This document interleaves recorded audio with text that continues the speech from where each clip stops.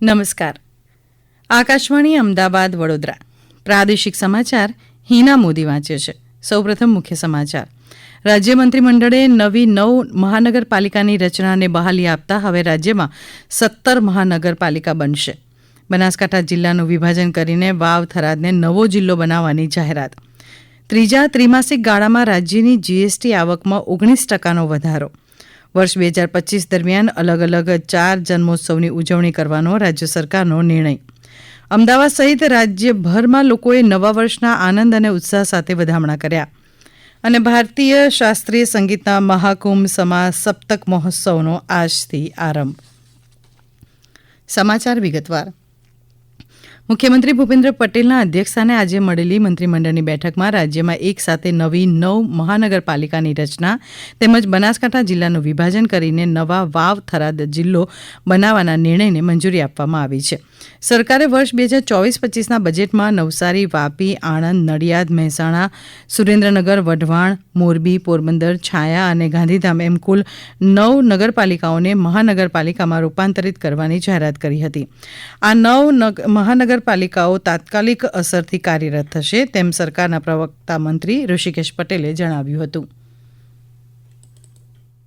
તમામ ગામડાઓ અને નગરપાલિકાઓ જોડી અને મહાનગરપાલિકા થતાં વધુ સત્તા, વધુ કાર્યક્ષમતાથી, સુનિયોજિત આયોજનથી એ શહેરોનો વિકાસ થાય અને શહેરો એ કોઈ પણ રાજ્ય માટે એ ગ્રોથ એન્જિનનું કામ કરતા હોય છે. અને સૌથી વધુ અર્બેનાઇઝેશન ગુજરાતમાં છે, જ્યાં વિકાસ એકદમ ગામડાઓ સુધી પહોંચી ગયો હોય એવા તમામ ગામોને આવરી લઈ આ 9 મહાનગરપાલિકાઓ નક્કી કરવામાં આવી છે. આ બેઠકમાં બનાસકાંઠા જિલ્લાનું વિભાજન કરીને 2 જિલ્લા બનાવવાનો નિર્ણય લેવાયો છે. હવે આ નવા બનનાર વાવ થરાદ જિલ્લા સાથે રાજ્યના કુલ જિલ્લાઓની સંખ્યા 34 થશે. વસ્તીને વધુ સુગમતાથી, સરળતાથી વહીવટ મળી રહે, લોકોને આવવા જવામાં તકલીફ ના પડે એના માટે 2 જિલ્લામાં એનું વિભાજન કરવામાં આવ્યું છે.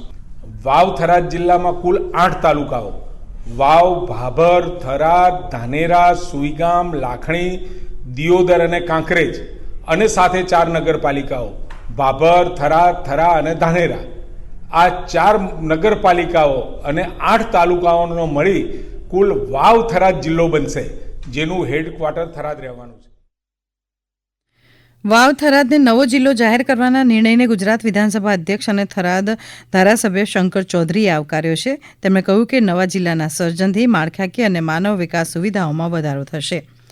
રાજ્યની જીએસટી હેઠળ નાણાકીય વર્ષ 24-25ના ત્રીજા ત્રિમાસિક ગાળામાં ગત વર્ષના સમાન સમયગાળામાં થયેલા આવક કરતાં 19% વધારો નોંધાયો છે.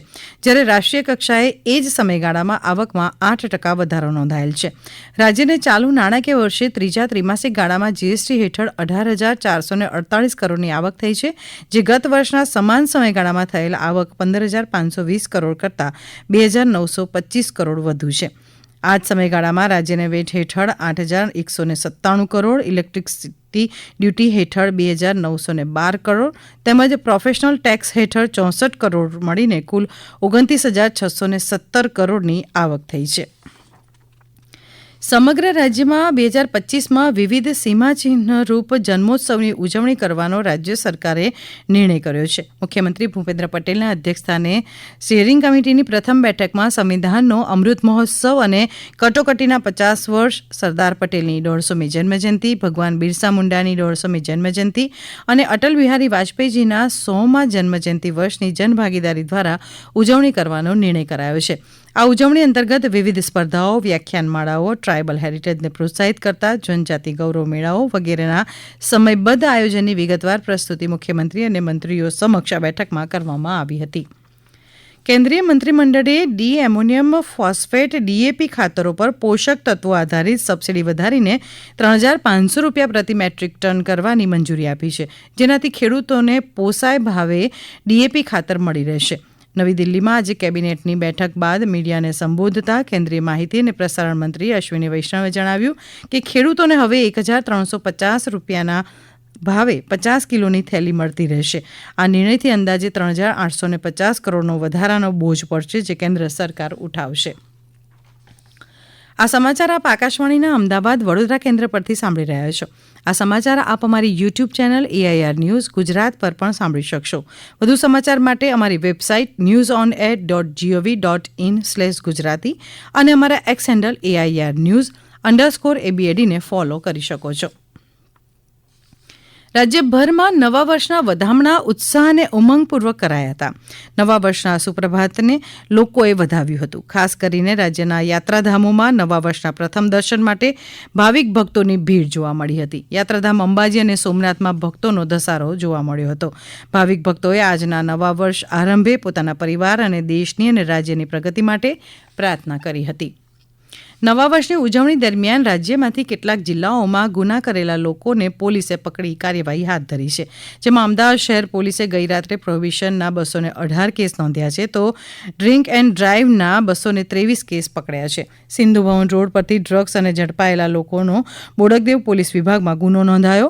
અમદાવાદમાં અમુક આયોજકો પાસેથી 5,60,000 રૂપિયાનો દંડ વસૂલ કરવામાં આવ્યો છે. આ અંગે અમદાવાદ ડીસીપી ઇન્ચાર્જ રીમા મુનશીએ વધુ માહિતી આપી છે. શહેર પોલીસ દ્વારા 31 તારીખના રાતના 8 થી 1 તારીખના સવારે 5 વાગ્યા દરમિયાન વાહન ચેકિંગ દરમિયાન દંડની રકમ છે સેક્ટર 1 વિસ્તારમાં 87,700 તથા સેક્ટર 2 વિસ્તારમાં 88,700 એમ કુલ મળીને 1,74,000ની આસપાસ છે. તથા સાથે સાથે ટ્રાફિક દ્વારા પણ આ જ પ્રકારની કામગીરી કરવામાં આવેલી છે, જે 3,84,000 છે. એટલે કુલ દંડની રકમ 5,60,000ની આસપાસ થાય છે. પ્રોહિબિશન તથા પીધેલાના કુલ 217 જેટલા આ પ્રકારના ગુના નોંધાયેલા છે. શી ટીમ દ્વારા સતત પેટ્રોલિંગ કરવામાં આવેલ છે, જેથી કોઈ અનિચ્છનીય બનાવ બનવા પામેલ નથી. તો આ ઉજવણી દરમિયાન દારૂનો નશો કરીને આવતા કેટલાક શખ્સોને શામળાજી બોર્ડરથી ઝડપી પાડવામાં આવ્યા છે. પોલીસ દ્વારા 12થી વધુ દારૂ પીધેલાની અટકાયત કરવામાં આવી છે. દમણમાં નવા વર્ષની વેલકમ પાર્ટી ઉજવીને સવારે નીકળેલા અંકલેશ્વરના 5 યુવકોનો વલસાડ હાઈવેના કુંડી બ્રિજ પાસે અકસ્માત થયો હતો. પ્રાથમિક વિગત અનુસાર ડિવાઈડર વટાવીને મુંબઈ તરફ જતા ટેમ્પો સાથે કાર અથડાતા અકસ્માત સર્જાયો હતો. કારમાં સવાર અંકલેશ્વરના 5 યુવકોને ઈજાઓ પહોંચતા 108ની મદદ લઈને યુવકોને નજીકની સરકારી હોસ્પિટલમાં સારવાર માટે ખસેડવામાં આવ્યા છે. અકસ્માતને લઈને મુંબઈ તરફ જતો વાહન વ્યવહાર અસરગ્રસ્ત થયો હતો. ડુંગરી પોલીસ ટીમે વધુ તપાસ હાથ ધરી છે. ભારતીય વાદ્ય કલાને પ્રદર્શિત કરતો સપ્તક કાર્યક્રમ આજથી અમદાવાદમાં શરૂ થઈ રહ્યો છે. આ સંગીતના મહાકુંભમાં દેશભરના ટોચના શાસ્ત્રીય કલાકારો 13 દિવસ સુધી સંગીત સાધનાને સંગીત પ્રેમીઓ સમક્ષ પ્રસ્તુત કરશે. પ્રસ્તુત છે એક અહેવાલ. સપ્તકના વિદ્યાર્થીઓથી માંડીને દિગ્ગજ વાદ્ય કલાકારો અને ગાયકોને એક જ મંચ પરથી રજૂ કરતો ભારતીય શાસ્ત્રીય સંગીતનો મહાકુંભ એટલે સપ્તક સંગીત સમારોહ. વિદુષી મંજુ મહેતાને સમર્પિત 45મા સપ્તક સંગીત સમારોહના પ્રથમ દિવસે આજે સપ્તકના વિદ્યાર્થીઓ વિદુષી મંજુ મહેતાને શ્રદ્ધાંજલિ આપશે અને બેગમ પરવીન તેમની ગાયકી રજૂ કરશે. 13 દિવસના આ સમારોહ દરમિયાન કુલ 43 સત્રોમાં 150થી વધુ કલાકારો કંઠ્ય અને વાદ્ય સંગીતમાં પ્રસ્તુતિ રજૂ કરશે. અનિલ પટેલ, આકાશવાણી, અમદાવાદ. રાજ્યમાં આગામી 5 દિવસ દરમિયાન તાપમાન મોટેભાગે સામાન્ય રહેવાની શક્યતા છે. જોકે કેટલાક જિલ્લાઓમાં રાત્રિના તાપમાનમાં 1 થી 2 ડિગ્રીનો વધારો થઈ શકશે. અમદાવાદ હવામાન વિભાગના નિયામક A.K. દાસે જણાવ્યું કે અત્યાર સુધીમાં ગુજરાત ઉપર ઉત્તર પૂર્વ અને પૂર્વ દિશા તરફથી પવન આવી રહ્યા છે તથા તેની ગતિ 5 થી 10 કિલોમીટર પ્રતિ કલાકની ઝડપે છે. આગામી દિવસમાં તાપમાન યથાવત રહેશે. આ ઉપરાંત તેમાં 2 ડિગ્રી સેલ્સિયસ સુધીનો વધારો થઈ શકશે. અમદાવાદ શહેરનું લઘુત્તમ તાપમાન 16 ડિગ્રી સેલ્સિયસની આસપાસ રહેવાની સંભાવના છે. તો મુખ્યત્વે રાજ્યના વિવિધ જિલ્લાઓનું લઘુત્તમ તાપમાન પણ 1 ડિગ્રી સેલ્સિયસ સુધી વધી શકશે, જેથી વર્ષ 2025ની શરૂઆતમાં ઠંડીનું પ્રમાણ ઓછું વર્તાશે. ગુજરાત વિદ્યાપીઠના અમદાવાદના થલતેજના ગ્રામ વિસ્તરણ કેન્દ્રના પુસ્તકાલયને અદ્યતન બનાવાશે. યુવાનો આ વાંચનાલયનો મહત્તમ ઉપયોગ કરે એ પ્રકારે તેનો વિકાસ કરાશે. ગુજરાત વિદ્યાપીઠના કુલાધિપતિ અને રાજ્યપાલ આચાર્ય દેવવ્રતની અધ્યક્ષતામાં આજે યોજાયેલી ગુજરાત વિદ્યાપીઠ મંડળની બેઠકમાં આ નિર્ણય લેવાયો હતો. મહાકુંભ મેળા માટે ભાવનગર ટર્મિનસ સ્ટેશનથી આવતીકાલથી એક વન વે વિશેષ ટ્રેન દોડાવવામાં આવશે. પશ્ચિમ રેલવે ભાવનગર મંડળના સિનિયર DCM માશુક અહમદના જણાવ્યા મુજબ મહાકુંભ મેળા 2025 દરમિયાન મુસાફરોની સુવિધા માટે અને અન્ય મુસાફરોના વધારાના ધસારાને પહોંચી વળવા ભાવનગર ટર્મિનસ પ્રયાગરાજ સ્ટેશનો વચ્ચે સ્પેશિયલ ભાડા પર એક વન વે સ્પેશિયલ ટ્રેન ચલાવવામાં આવશે.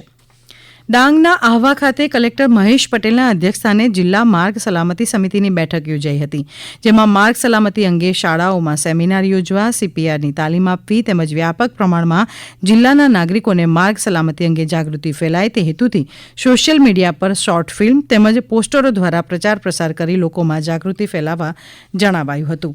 આ ઉપરાંત પ્રવાસન સ્થળોએ અને માર્ગોમાં અકસ્માત નિવારવા માટે સાઇનબોર્ડ, માર્કિંગ, લાઇટિંગ વગેરે સત્વરે સુનિશ્ચિત કરવા સંબંધિત વિભાગ, માર્ગ અને મકાન સ્ટેટ પંચાયતને સૂચના આપવામાં આવી હતી. અંતમાં મુખ્ય સમાચાર ફરી એકવાર. રાજ્ય મંત્રીમંડળે નવી 9 મહાનગરપાલિકાની રચના અને બહાલી આપતા હવે રાજ્યમાં 17 મહાનગરપાલિકા બનશે. બનાસકાંઠા જિલ્લાનું વિભાજન કરીને વાવ, થરાદને નવો જિલ્લો બનાવવાની જાહેરાત. ત્રીજા ત્રિમાસિક ગાળામાં રાજ્યની GST આવકમાં 19% વધારો. વર્ષ 2025 દરમિયાન અલગ અલગ 4 જન્મોત્સવની ઉજવણી કરવાનો રાજ્ય સરકારનો નિર્ણય. અમદાવાદ સહિત રાજ્યભરમાં લોકોએ નવા વર્ષના આનંદ અને ઉત્સાહ સાથે વધામણા કર્યા. અને ભારતીય શાસ્ત્રીય સંગીતના મહાકુંભ સમા સપ્તક મહોત્સવનો આજથી આરંભ.